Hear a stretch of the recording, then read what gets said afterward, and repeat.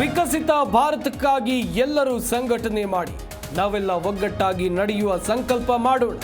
ಪಕ್ಷದ ಸಿದ್ಧಾಂತಗಳು ಬದಲಾಗೋದು ಬೇಡ ಎಂದು ರಾಜಾಹುಲಿ ಕರೆ.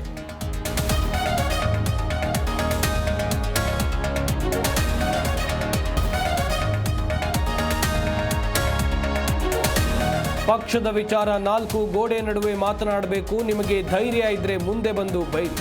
ಯತ್ನಾಳ್ ಬಣದ ವಿರುದ್ಧ ಸದಾನಂದ ಗೌಡ ಛಲವಾದಿ ಆಕ್ರೋಶ.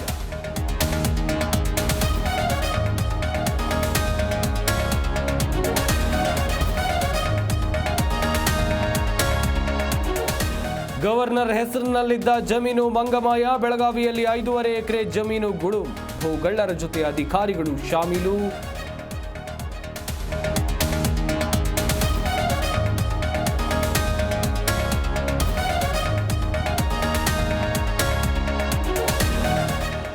ಓದಿನಲ್ಲಿ ನಿರಾಸಕ್ತಿಯಿಂದ ಬಾಲಕ ಆತ್ಮಹತ್ಯೆ. ಮನೆಯಲ್ಲಿ 8ನೇ ತರಗತಿ ವಿದ್ಯಾರ್ಥಿ ಸುಸೈಡ್. ಚಾಮರಾಜನಗರದ ಅಗರ ಗ್ರಾಮದಲ್ಲಿ ಘಟನೆ.